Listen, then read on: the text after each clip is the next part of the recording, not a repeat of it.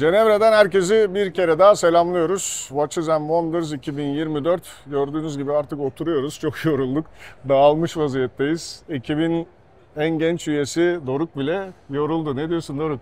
Biraz tükendim ama yani bu ayak ve bel ağrısına değdi. Değdi diyorsun. Mutluyum. Mutlu ve yorgunum. Senin ikinci fuarın oldu Watches and Wonders. Geçen sene çok heyecanlıydın, her tarafa koşturuyordun. Yani adeta böyle şeker dükkanına atılmış bir çocuk gibiydin.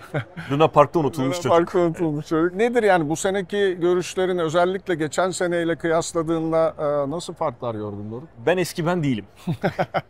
Geliştim. Heyecanımı biraz kaybettim ama bu heyecan kaybının arkasında yatan sebep bu sene fuardaki modeller, tanıtılan yeni saatler beklentimi tam olarak karşılamadı ya da farklı bir anlamda farklı müşteri potansiyelleri önünü açan, işte farklı beklentileri karşılayan bir takım modellerle bir aradayız. Her zamanki gibi yine burada olmak, bu havayı teneffüs etmek, bu tecrübeyi yaşamak bence her saat severin sadece bir defa değil. Yani düzenli olarak, düzenli periyotlarda mutlaka yapması gereken bir aktivite.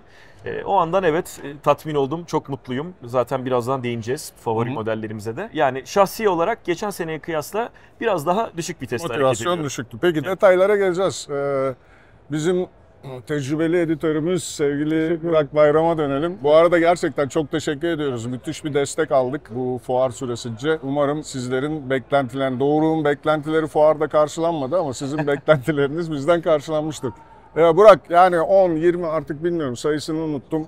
Çok fuara geldik. Doruk'un söylediklerine ben şahsen katılıyorum. Onun sebebini alacağız ama yani fuarın son günü bitirdik artık. Evimize döneceğiz. Yani kısaca böyle bir fuar yorumu yaparsan neler söylemek istersin? Öncelikle canlı yayında da bahsetmiştik aslında. Fuarda bu sene bazı iyileştirmeler yapılmış. Biz basın mensuplarının daha rahat hareket edebilmesi için bundan dolayı çok memnunuz. Geçen sene olmasını istediğimiz şeyler bu sene halledilmiş gözüküyor. Bundan dolayı müteşekkirim. Kötü olduğu zaman nasıl şikayet ediyorsak iyi olduğunu da takdir etmeyi bilmek lazım diye düşünüyorum. Bunun dışında saatler açısından bakacak olursak fazla detaya girmeden ben Tudor'un bu senenin yıldızları arasında olduğunu düşünüyorum. Belki izleyicilerimizi ilgilendirecek olan kısımdan bahsedeyim. Tudor bence hala fiyat performans olarak alınabilecek en iyi saatlerden biri kendi segmentinde. Ufak bir zam yapmış olmalarına rağmen fiyatlara bence hala fiyat performans oranının yüksek özelliğini koruyor. Black Bay 58 GMT çok güzel bir saat olmuş. Zaten Black Bay 58 bence Heritage Diver ekolünün en başarılı örneklerinden biriydi. Buna GMT'nin eklenmesi, Gilt Dial'ı Gilt bezel insertüyle gelmesi çok başarılı. 41 mm'yi çok beğendim. Monokrom siyah beyaz bir görüntüsü var. O da çok hoşuma gitti. Bunu özellikle söylemek istedim. Bunun dışında Rolex'in yenilikleri biraz ilginç. Yine canlı yayında bahsetmiştik. Ben GMT Master 2'yi beğendim. Ghost Bezel adını taktıkları siyah ve gri insertli olan. Jübile bilezikle çok güzel durduğunu düşünüyorum. Deep Sea bence takılabilirliğin ötesinde bir saat olmuş. Doruk'un sevdiği bir laf vardı, gövde gösterisi diye. Bence tam olarak bir gövde gösterisi olmuş. 320 gramlık bir gövde gösterisi bu. 326. Ben de 320 diyorum, düzeltiyor. 326. Yalnız bu tam baklayla. Muhtemelen bileğinizi ayarlarken birazcık hafifleyecek. 315'e falan dışarıda. Birkaç Day-Date modeli eklenmiş. 36 mm'yi kromer rakamlı olanı çok beğendim. 40 mm olan Slate Dial olan da güzel. Yani sonuç itibariyle ben bunları beğendiğimi söyleyebilirim. Zenith'in yenilikleri arasında güzel bir Diver modeli var. Reissue bir model. Oldukça renkli bir model. Görenlerin hoşuna gideceğini düşünüyorum. IWC fuarın bence diğer yıldızlarından bir tanesi. Kesinlikle Mükemmel bir tartışmasız. koleksiyon var. Öncelikle o yakaladıkları mavi renk harika. Horizon Blue. Tam yaza damgasını vuracak renk yani öyle söyleyeyim. Ve bir rengin çok basit 3 kollu bir saatten Perpetual Calendar'a dahi ne kadar uyabileceğini aslında başarılı ellerden çıktığında tasarımı görebiliyorsunuz. Onu çok beğendim. Eternal Calendar müthiş bir şey. Gerçekten çok güzel. Bir şekilde fırsat bulursanız yakından incelemenizi öneririm. Bilmiyorum ülkemize ne zaman gelir, kaç tane gelir. Aklımda kalanlar bunlar oldu. Panerai'de güzel modeller var. Luna Rossa, orası gerçi daha çok senin konun. Lange ve Patek'i size bırakacağım. Anlatmanız için siz benden daha çok vakit geçirdiniz. Vacheron'a akşam üzeri gideceğiz. Onunla ilgili yapacağımız işler de var. Oradan da güzel şeyler bekliyorum. Jaeger LeCoultre konusunda Doruk'un geometre tahmini tuttu bu arada. Tebrik ediyorum. Geometrede bir şeyler olacak demiştin. Olmuş gerçekten. Onları da beğendiğimi söyleyebilirim. Jaeger'in biraz reverso'dan çıkıp özüne dönmesi gibi bir durum var. Umarım arkası başarılı bir şekilde gelir. Onu da beğendim. Aklımda kalanlar bunlar oldu özetle. Dediğim gibi Lange ve Patek sizden Lange ve Patek'ten önce bu Rolex'te koleksiyon dışı kalan bir dolu Datejust var. Ona bakmasını öneriyorum bizi seyredenlerin. Yachtmaster 2 de değil mi? Komple Yachtmaster 2 Fluted motif kadranlar. Bir de Datejust'ta kullanılan bu palm yani yaprak desenli kadran ve çok kısa süre bunlar üretimde kaldılar. Tabii tüm boyutları, tüm kombinasyonları hepsini çıkardılar. Le Mans Daytona'da yine aynı şekilde. Beyaz altını gitti, sarı altını geliyor diye bir takım Yani zaten Eman dedikodular Daytona ne dolaşıyor zaman ortada. koleksiyonda oldu zaten ki? Yani şanslı birkaç kişi işte sosyal medyadan paylaştı öyle diyelim. Neyse şimdi sen biraz önce bir yorum yaptın. Dedin ki hani beni tatmin etmedi. Belki de dedin farklı müşteri tipine yönelik bir yenilikler olabilir dedin. Yani sen orada ne demek istiyorsun? Seni tatmin etmedi derken yani sen kendi açından alabileceğin saatler mi yok? Yoksa bir basın mensubu olarak saatlere bu kadar tutkun biri olarak genel anlamda yenilikleri mi beğenmedin? Şöyle aslında tatmin olduğum detaylar var, tam olarak olamadığım detaylar var. Bence şu anda işte sonuçta Avrupa menşeli markalardan bahsediyoruz ama dünyayı sarsan diyeyim ve sonrasında da öngörülen bir takım ekonomik dengesizlikler söz konusu. Evet. Sonuçta çok büyük bütçelerle hareket eden markalardan bahsediyoruz. Eminim gelecek projeksiyonlarında da bu tarz işte bütçeleme faaliyetleri açısından büyük araştırmalara girişiyorlar. Markaların biraz daha bu konuda muhafazakar davrandığını hissediyorum. Yani çok fazla açılmak yerine biraz daha işte olduğumuz yerde sayalım. Ufak güncellemelerle hani biraz daha önümüzü görelim. Bu da dünyadaki global aynen o öyle. ekonomik krizle bağlı. Doğru. Yani bununla ilgilidir diye düşünüyorum. Sonuçta evet biz burada çok zevk alıyoruz, çok mutlu oluyoruz ama markaların günün sonunda nihai amacı para kazanmak. Bahsetmediğim bir marka var, Cartier. Bence Evet. fuarın en iddialı markalarından bir tanesi. Sadece çıkan modeller açısından değil. Şimdi 2 salon var ve bu Evet. çok büyük salonlar. Yani gün içinde 20 binin üzerinde adım atmanız gerekiyor. Hakkını vermeniz için fuarı gezme anlamında. Bir tane salonun zaten çeyreği Cartier'e ayrılmış. Ve şu ana kadar tarihinde iz bırakan bütün modellerin hem geçmişteki hem de günümüzdeki onların temsilcilerini bir arada görme fırsatı verdiler bize. Yeni Tortue modellerine ben bayıldım. Özellikle kronograf olanı. Cartier biliyorsun birazcık mekanizmalarıyla geri planda kalır. Tasarımsal detaylar daha ön plandadır. Panerai özelinde aslında senin fikirlerini merak ediyorum. Aramızdaki en paneristi sensin çünkü. Ya Panerai şöyle yani Panerai'nin yeniliklerini, saatlerini beğenmek için Panerai'ye tutkun olmak gerekiyor. Yani Panerai'de şey yok, beğendim, beğeniyorum, güzel. Panerai'yi ya çok beğenenler var ya hiç yani ilgi alanına girmeyenler var.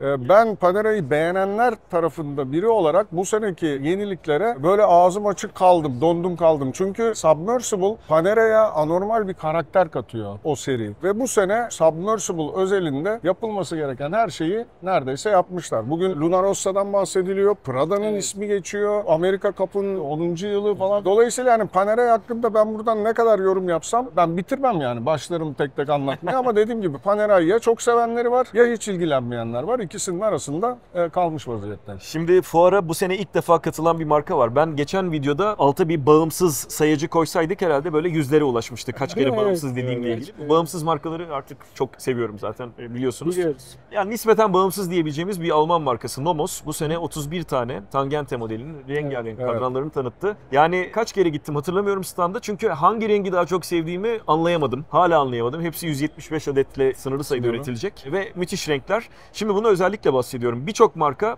kadrana farklı renklerin uygulanması ile ilgili işte çok zor, yapamayız, beceremiyoruz falan. Yapmışlar. Yapmışlar. Yani Yapılmışlar. istemediğiniz kadar çok renk var orada. Demek ki yapılabiliyormuş. Bu anlamda da birazcık Doğru. şaşırdım. Çok uygun fiyata yine çok yüksek kalite sunabiliyorlar. Patek Philippe ve Lange-Zonya.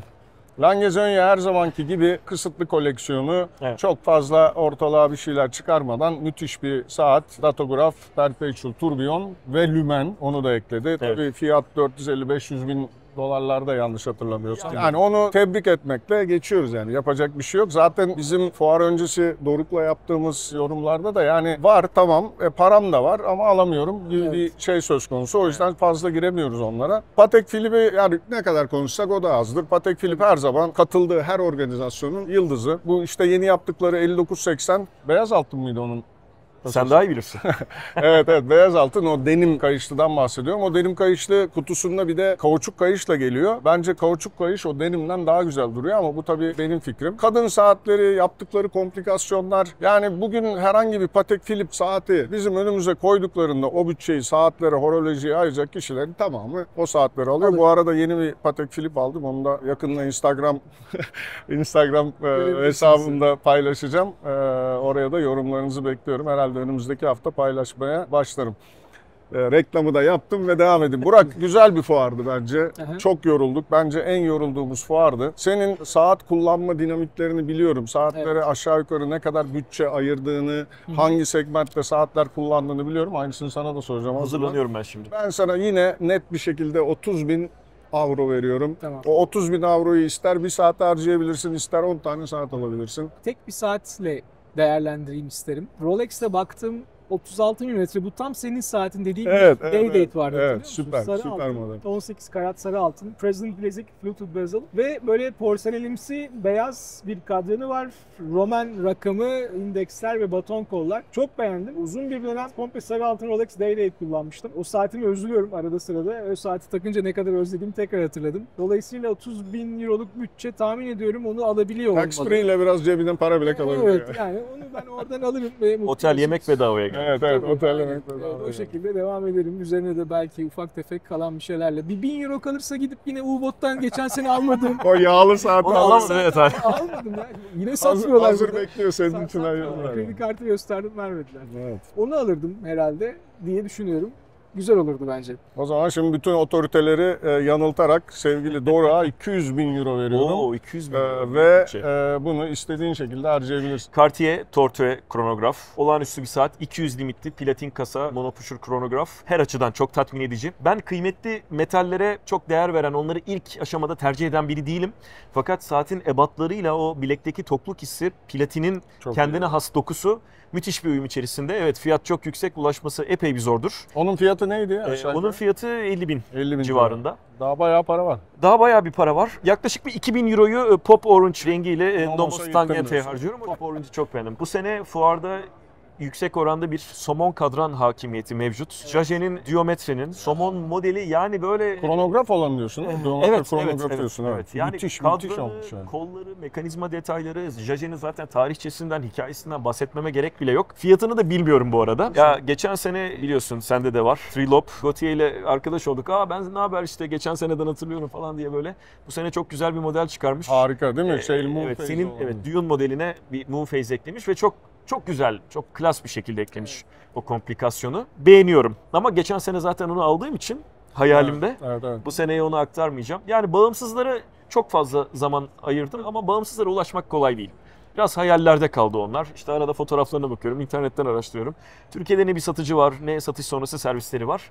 Yani maalesef o anlamda saatsever olarak çok fazla tatmin olamıyorum. O yüzden biraz daha genel geçer satıcılardan gitmekte fayda var. Burak Bayram, biraz tiyo istiyorum senden.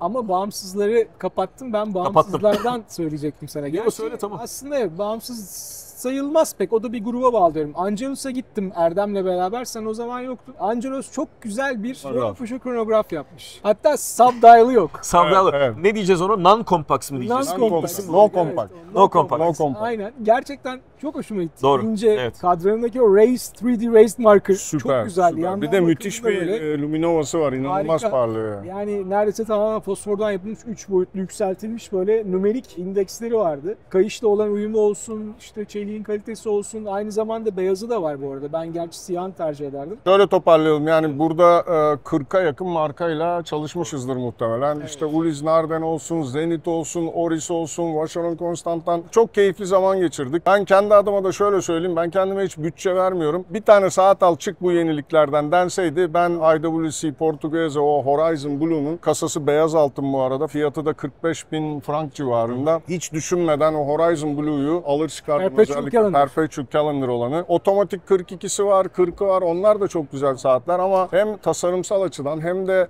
horolojik yeterlilik açısından o Shift Moon Phase'li gerçekten zamanında Kurt Klaus'un tek tepe üzerinden bütün fonksiyonları ayarlayabileceği o muazzam Perpetual Calendar'ı alır giderdim. Evet arkadaşlar, öncelikle desteğiniz için çok teşekkür ediyoruz. Biz bu fuar boyunca gördüğümüz en yüksek ilgiydi herhalde. Evet, Takip ediyoruz istatistikleri. Hem web sitemize olan ziyaretler, hem sosyal medya kanallarımızdan bize gelen mesajlar, verdiğiniz destek bizi daha da motive etti. Bu sene biraz daha yorulduk ama bu motivasyonla biraz daha çalışalım istedik. Tabii Doruk'un her zaman katkısı bizim için çok önemli. 2 senedir büyük ederim. işler yapıyor bizim için. Çok teşekkür ediyorum. Ben teşekkür Kameranın arkası zaten tek kişilik dev kadro. Erdem Can da sağ olsun bizimle bu fuarı sonuna kadar yaşadı. Çok teşekkür ediyoruz. Sorularınız varsa, özellikle öğrenmek istediğiniz bir şeyler varsa bize yine sosyal medya kanallarımızdan, e-mail'dan, her yerden ulaşabilirsiniz. Hepinize çok teşekkür ediyoruz. Ekibime de çok teşekkür ediyorum ve bir sonraki fuarda görüşmek üzere diyoruz. Hoşçakalın. Hoşça kalın.